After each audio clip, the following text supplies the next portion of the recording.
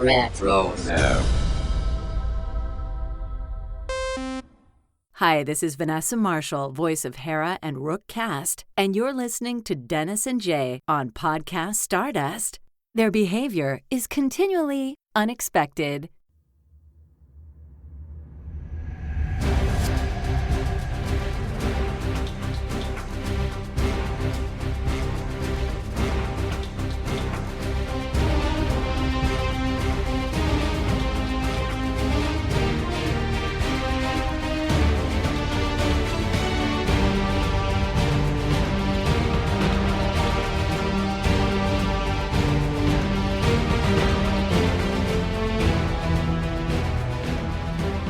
Welcome to Podcast Stardust. This is the fully armed and operational podcast dedicated to Star Wars news, reviews, and discussion.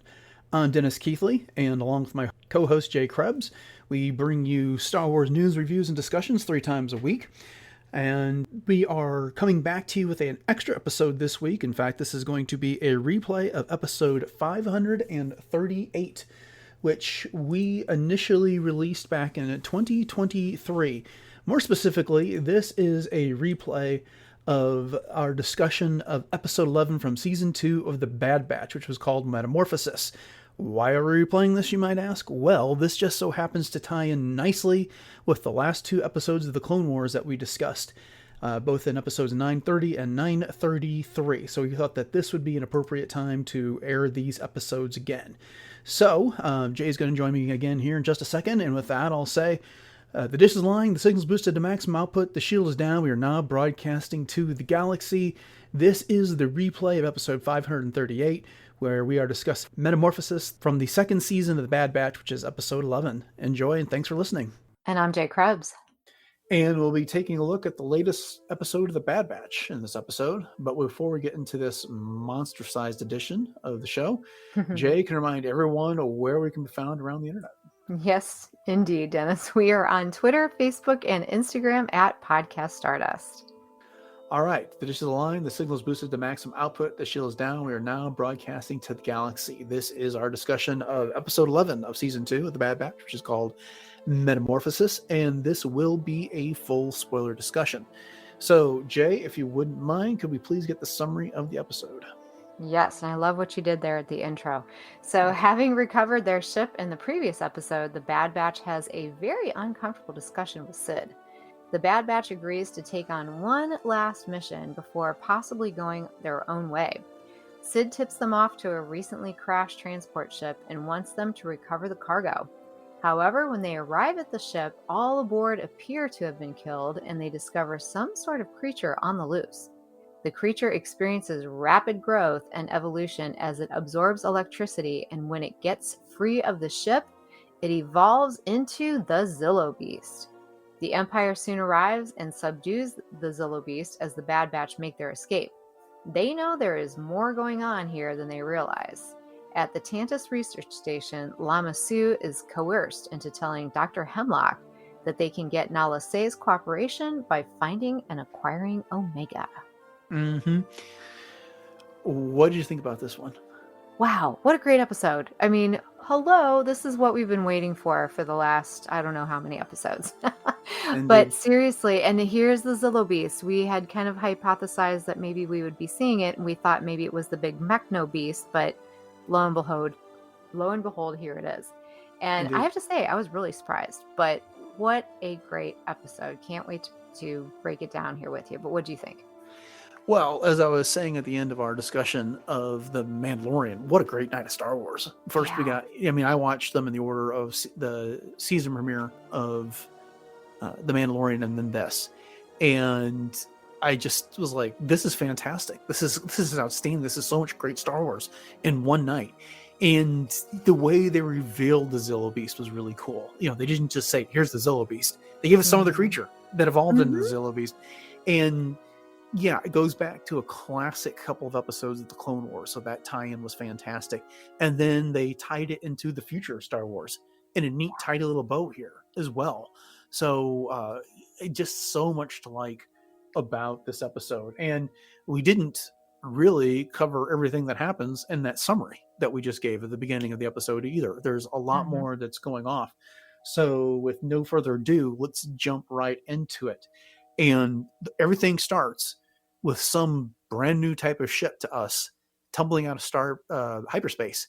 And it's got dust and dirt and debris flying off of it. There's electricity sparking from various points.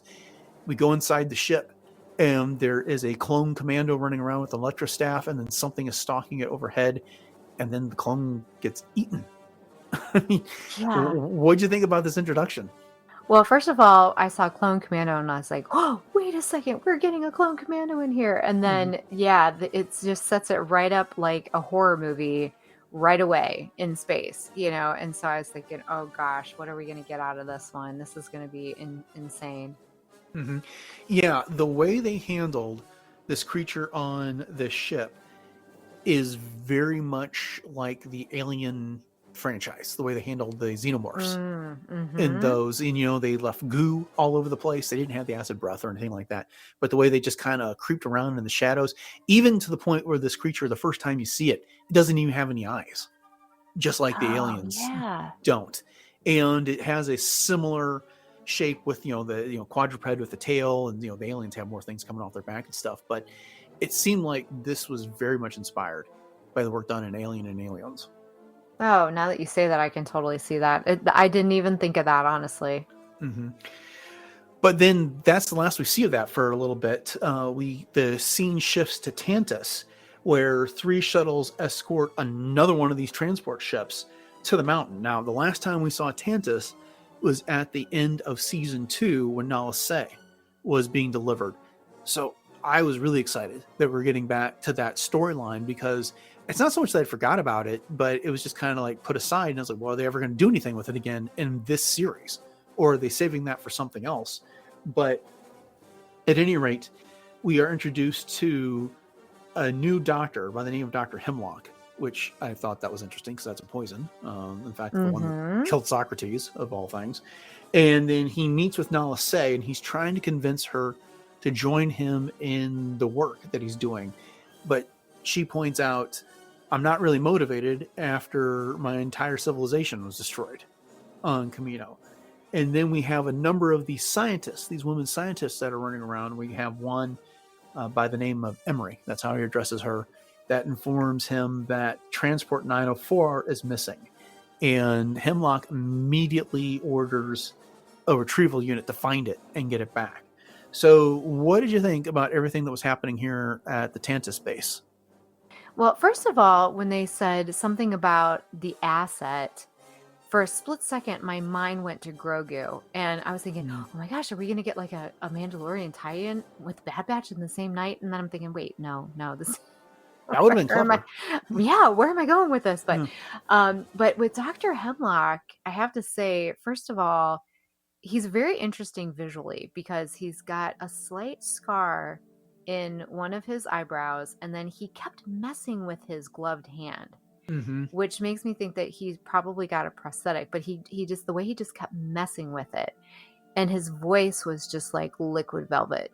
So I'm very, very intrigued by this guy, but I have to hand it to Nala Se in that, she was basically, nope, not doing this, not helping you. You can just, kiss my Kaminoan butt, basically. But, oh man, I felt for her though, because of course her whole civilization is lost. But what do you think? A lot of same things you did there. And so, we know you've got another transport showing up with something that we have no idea what was on it. Can't imagine it's another Zillo beast, but maybe we'll find out everything they're doing in Tantus at some point in the future. One of the things I'm wondering about is all of these scientists that are wandering around, these older women. He addresses one by the name of Emery, and I just wondered if there's anything to it. So I looked up the translation for that, and it means home strength, brave, powerful. So I didn't really come away with anything from that afterwards. I can't help but wonder if all of these women are clones themselves, and if so, of who. There was some resemblance to them, but they didn't look identical like the clone, the clones from Attack of the Clones did. So anyways, I don't really have any thoughts developed around that other than just vague suspicions. So Interesting. keep an eye on that. Yeah. But so anyways, we also find out that Lama Su is still alive in this scene.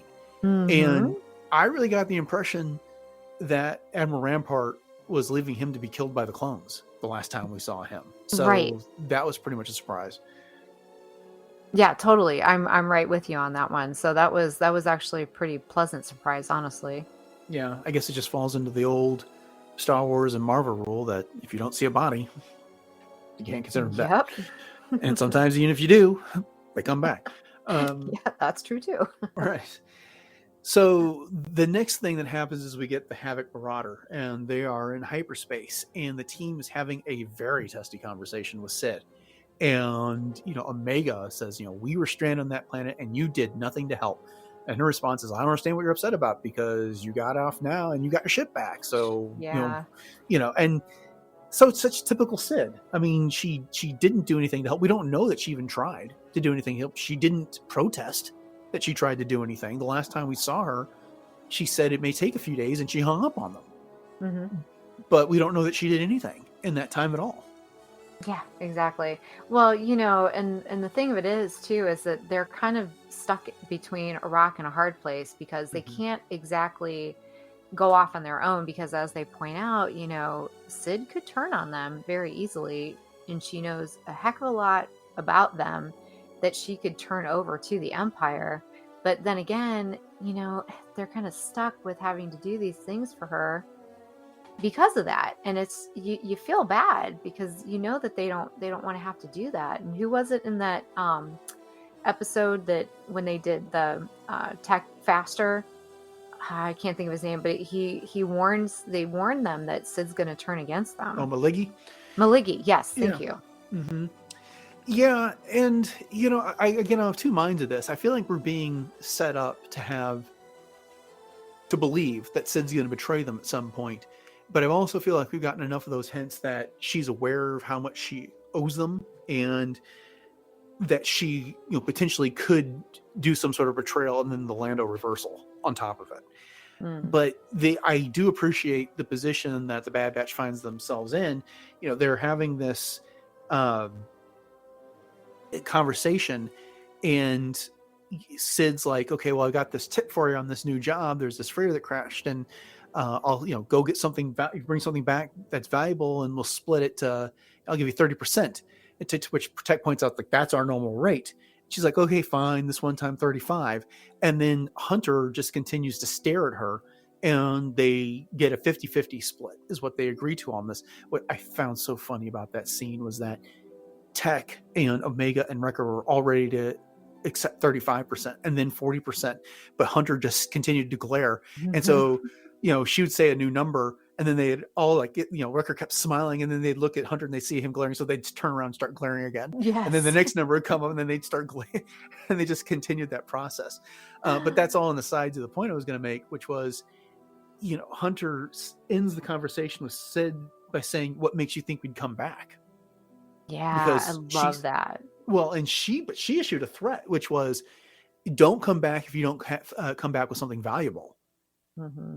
And he's like, well, test me, bandana. Yeah. And when he says, what makes you think we'd come back? But then Tech has got a bit of a cooler head about this and says, okay, we need to be a bit more diplomatic if we're going to leave because she's got a lot of information on us and could put us in a bad position. Right. So I think there's part of me that really likes this idea that they've had enough of her nonsense and backstabbing, which is not entirely the right word. But at the same time, they know they just can't make a clean break, that they have to do that. They do have to end it on better terms than that, so that they don't have that, coming after them at some point. And who's to say what that even is? I mean, because, you got her to reluctantly agree to a 50-50 split. And what's to say that even if after you make that split that she, if pressed against the wall, she wouldn't turn on you anyway? That's so true. And I got to hand it to them, though. I mean, they've really learned a lot about being worldly just in the relatively short amount of time that they have been mercenaries. And just to be able to work that in the way that they have, and just to understand that, okay, if we do this, this could be advantageous. But as, Tech pointed out, we can't really sever these ties. She knows too much. So, I mean, they've really come a long way in a very short amount of time, I feel like. Yeah. The other thing I appreciate about this scene was that it really gave Hunter an opportunity to be the focus of all of this with the way he was talking to Sid, because so much of the season, while he's been in it, Tech has had his moment to shine a couple times. Wrecker has featured an episode. Echo has done so. Crosshair has done so. We still haven't seen him in a long time this season. So I got to feel like he's going to be coming back at any moment now. But the way he kind of led the team there in that discussion with Sid without even saying a thing to them. He just glared back at Sid, and then we got his thoughts on everything for a change, and kind of his perspective was nice, because I like Hunter, but I kind of feel like he is the guy in the group that has the least personality.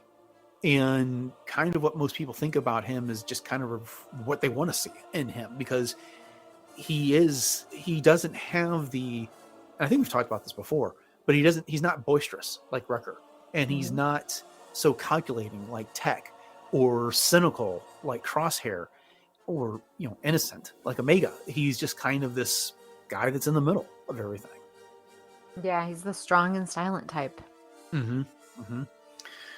So they get to the planet, and they land in a nearby village. They are in the dark, so they start looking for the ship in the dark with their flashlights. And then they get there, and the ship has got no hull markings. So this is not something that the Empire really necessarily wants their name attached to when it comes down to it. They're kind of they're really keeping it on the down low and secretive with that. And they begin exploring the ship, and it's dark. There's no one's there. They see a lot of damage. Rucker is impressed by the electrostaff that they find, and they determine that whatever caused all this damage, it wasn't likely to be human. And then Tech heads off to the bridge, and I nearly jumped off the couch. I was like, no, that's the first rule of horror movies, Tech. You don't separate yourself from the group. And then he says, your concern is unwarranted. I'll be fine. And he just kind of goes off, just on his own. And here's the thing, is that this series has got me at a point where I was willing to believe that something could happen to him. Yes. Because because they whittled the group down. We lost Crosshair at the beginning of season 1. We've lost Echo, to working with Rex. And what's to say that, it's not like these guys show up again anywhere else in the future part of the timeline. Right. That, in the last 5 episodes of this season, that they don't start whittling down the group to nobody. So, there's really no rules when it comes to the Bad Batch that we know of. So, yep. And they've killed our favorite clones before. So I know. All right. But anyways, they the rest of the group discovers the lab, and this is where they start dropping all the breadcrumbs that lead us up to the big reveal. And this was just so well done. It's really cold in there. The room is reinforced, and then Omega makes the observation that the equipment is Kaminoan, but it's got a different configuration than what she's used to at Tapoka City. And as the episode goes on, she's talking about she was aware of other projects that the Kaminoans were doing, but they were off-world, and she wasn't provided with any of that information. What did you think about all that? Were you following along? When did you start putting this all together? Oh, I thought it was brilliant because, like you said, they're dropping these little breadcrumbs of things that were happening. And as you pointed out, just the fact that nothing was marked, this hull on this ship was completely blank. There was really nothing attached to anything having to do with the Empire other than the fact that there was a clone commando on the ship. And just the fact that Omega knew so much about everything, and that they were just kind of dropping these lines, which are kind of seemingly throwaway lines. But once you start thinking about them, you're like, oh my gosh. Like this is incredible the way that they've put this together. So I was really impressed. And then they finally see the creature, and I was kind of making that comparison to Alien before. And again, it was up in the ceiling, and it's got the tail, with the spikes on it, so it's kind of serrated and stuff. And It has eyes, it has no eyes, lots of teeth, and it eats the electro staff right out of Wrecker's hand. And it's very agile, impervious to blaster shots. And then the power comes back on, and it kind of runs to deeper into the ship. And this is when Hunter tells Tech, "Hey, we all got to get off the ship." But they find the creature soaking up electricity at this turbine, and it's impervious to their blaster shots. So Tech shoots the turbine, which blows a hole in the wall that the creature escapes out. I love Tech, but that seemed like such a bad idea. Yeah, exactly. And then they get out and they kind of start sharing some of the information that they've learned. And Tech is going to go back in to find out more about it. And Omega says, "Well, I'm familiar with Camino and technology. I'll help you out." While Hunter and Wrecker are going to start tracking this creature down. And Tech makes that observation that it likely ate the crew, so it's probably not hungry and it won't eat the villagers. That just freaked Omega out. And I mean, kind of reminded us that although she's integrated into the team, she still is this young teenager at this point. Right. And we've pointed out that she's, yeah, like you said, she's older than the team, but she's just very not seasoned when it comes to things like that. And I'll be honest, when we were seeing some of these first glimpses of what ends up being the Zillo Beast, you were thinking of Alien. Well, when I was seeing those scratches on the hull and that type of thing, I was thinking more Jurassic Park. But then, this isn't the first time that we've seen a creature that feeds on electricity. I mean, Minox do it, but wasn't there a creature in one of the the last season where Omega had to go into the dark, and then she had the flashlight? Didn't that thing feed on electricity too? So I was kind of thinking maybe it was something like that. Oh yeah. Now I remember that. I can't remember what that creature was called. Yeah, I can't either. Yeah. But that was my first thing. I was like, okay, is this like a descendant or some kind of relationship to that creature? I was floored when it ended up being the Zillo Beast, honestly. Right, yeah, because it finds the power station outside the village, and it climbs up it, and it starts just eating electricity, and then the Marauder comes up behind it after it's been shooting at it in the forest, and it lifts up its head, and it opens the eyes. And I think that was just so brilliant, because the shape of the head had changed, and even when it was on the turbine in the ship, it was Hunter or Wrecker who made something like the comment, like, "Does that creature look different to you now?" Because it already started evolving. And so this is, again, the breadcrumbs I was talking about. It kept getting bigger. Its features were changing, but it's went through this metamorphosis. And that's the thing. Is like I completely forgot about the title of this, even though they put it on a title card at the beginning of the episode, that we should have expected this creature to change. But I remember when it got to that power station and it started absorbing electricity, my wife, my son, and I looked at each other and were like, "Is this the Zillo Beast?" Because it too, was oblivious to blaster fire, and the way it was crawling up on things and kind of doing the kaiju Godzilla King Kong routine that we're all used to, it was like very similar. And then again, it lifted its head up and it opened its eyes. I was like, "Yeah, that's the Zillo Beast." We all nearly jumped off the couch. That was just such an incredible reveal. They did such a good job with that. Oh yeah. I was not expecting that at all. When I saw the title for this episode was going to be more Metamorphasis, I was expecting a change in like the Bad Batch itself. Yes. Or a change in like Crosshair would come back, that he had changed or grown or something like that. I was not expecting this. And like you said, we all had maybe speculated that the Creature from the Entombed episode or that machine was going to be the Zillo Beast, and when it didn't happen, I put those thoughts aside that we'd be seeing it, and here it is again. Yep, me too. So it's kind of very satisfying to see that our prediction kind of came true, even though it wasn't the exact same creature. But yeah, I'm right with you. I thought that metamorphosis was something to do with the Bad Batch itself. But remind me, the whole reason why Palpatine wanted to clone the Zillo Beast in the first place was because of its armored plating, correct? Yes, indeed. Okay. It was.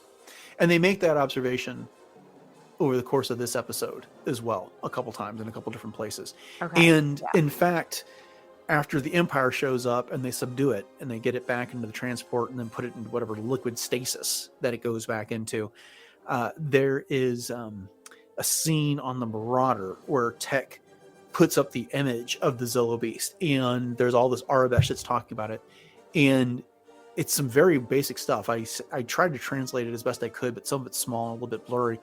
But it, the top of the screen says something like Specimen A, and then it says Zillo Beast Growth Level 1, and then it talks a bit about the legs, arms, and hands being very dexterous and quick, that the tail could be used as a weapon. Other parts of that screen talk about the scales and how they are layered and that they're incredibly dense. And then there's a thing at the bottom that says threat. I've actually just about recited everything that was on that screen. So, wow. They could have just put a tag on there and said, big monster scary or something like that. But because it was kind of like what you'd almost expect to see on a PowerPoint presentation when someone's introducing this monster to you for the first time, as opposed to maybe necessarily making like a scientific analysis of it. Mm-hmm. I'll tell you what, that's one of the things that I love about everything that we get from not just the Bad Batch, but everything, that we can actually translate this, and they've put so much thought into what they're putting on the screen, even though it's just for 2 seconds. Like you said, it could have just been, said big scary monster, but they put so much detail into it. I treasure that. I just love it. Mm-hmm.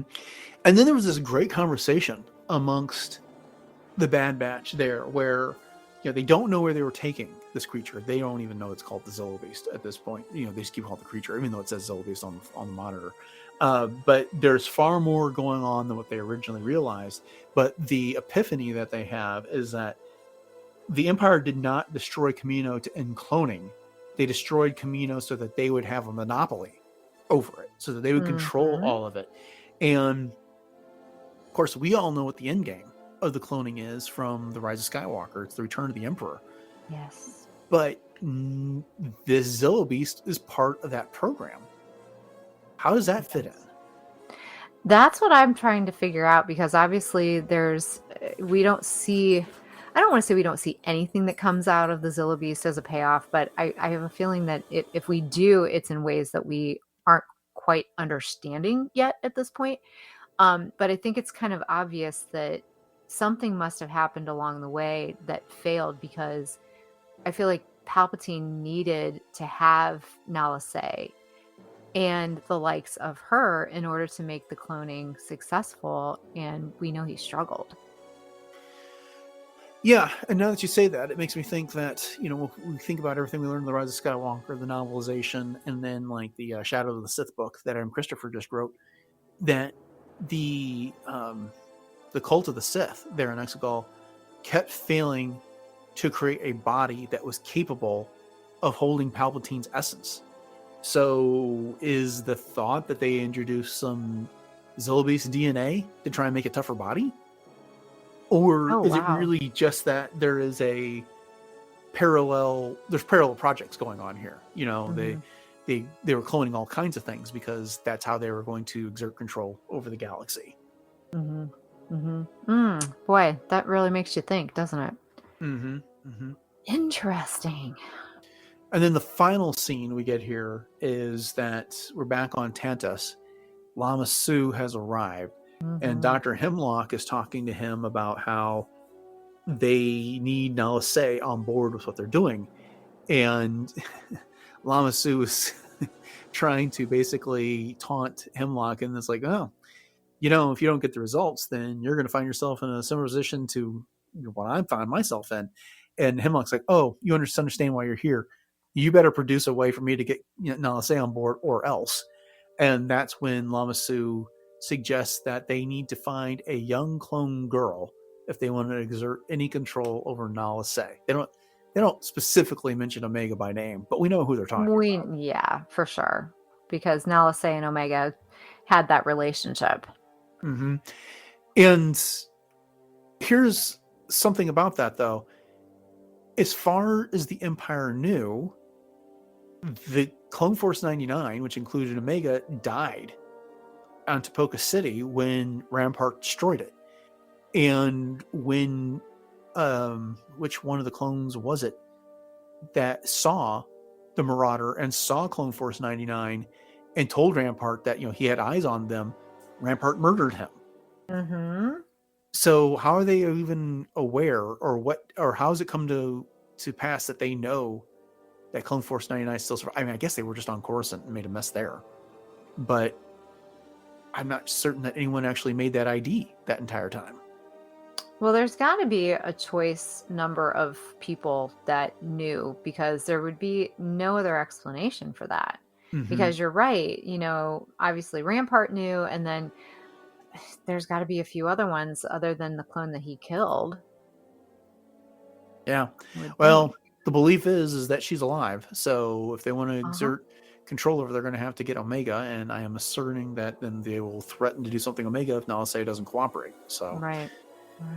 But the other thing is that is as simple as that, or is there something about Omega that holds a key to what the Empire wants to accomplish as well? And that could be the case too. Yeah. And there's just so many possibilities with this.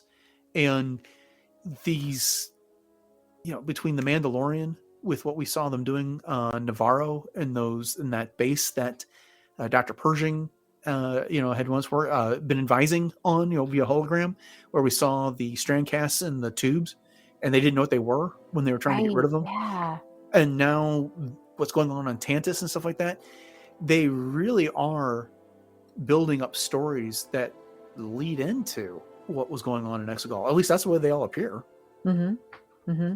That it's eventually going to kind of kaleidoscope together into this picture. Mm-hmm. And here's the other thing, just a thought. If Ahsoka is looking for Grand Admiral Thrawn, the original Thrawn stories, Heir to the Empire, and that trilogy was about them recovering Jorah Saboth, who was a clone of a Jedi. Yes. And then cleaning the cloning tubes from Tantus. So is the eventual Thrawn story going to have something to do with this as well? All the cloning that's going on. Oh, Pure speculation on my point. So. Oh no, but I love that thought, and just to be able to kind of tie it in back into those original Thrawn stories somehow too. Oh, I like it. I like it a lot. Yeah. Lots to contemplate as we get through the remainder of the season of the Bad Batch and going forward with the Mandalorian and other stories. So we'll have to keep an eye on those. But I love it because it's keeping us on our toes. And that's half the fun. So, yeah, bring it on. Okay. Well, any other final thoughts on this before we wrap it up? No, I think we've covered it all. Just, great episode. Yeah, great episode. Great night of Star Wars TV. Yeah. I can't imagine that every week lives up to this, but wow, that was just fantastic. I had such a good time with all that. Take it when we can get it, that's for sure. Okay. All right, there you have it. That was the replay of episode 538 of Podcast Stardust, where we discussed episode 11 from season 2 of the Bad Batch, which was called Metamorphasis. If you couldn't have guessed why we were replaying that, after discussion, and hopefully after you'd already rewatched the episode, you got the point. Tied in nicely with all those episodes about the Zilla Beast. But again, thanks for checking that out, and we hope you've enjoyed the discussion. If you did, please make sure you've subscribed to the podcast on your podcaster of choice. We'd also appreciate your ratings and reviews. We've been picking up a lot of traction lately, and we thank you all for sticking around and recommending the show to others. It's really been helping with our growth. If you want to catch more episodes beyond what you're likely to find on your podcatcher, one of the best places you can do that is over on retrozap.com, where the entire catalog of the show, all other 933 episodes, including the original version of this one we did back in 2023, can be found. After that, I'd like to remind you that you can find us on social media, on Facebook and Instagram at Podcast Stardust. Jay has set up some Pinterest boards for us. We got lots of stuff going on over there. The show is available over on YouTube and YouTube Music. It's audio only. No video. We're just not there yet. One day we'll join the 21st century and get into the YouTube thing. Just not yet. Just as a reminder, coming up the rest of this week, tomorrow we'll be back to our regular release schedule with the discussion, or the first part of discussion of Trials of the Jedi, and on Friday we're getting into some recent Star Wars news. But hey, thanks for listening to this replay of episode 538, everyone. Have a great rest of your week, and until next time, may the Force be with you.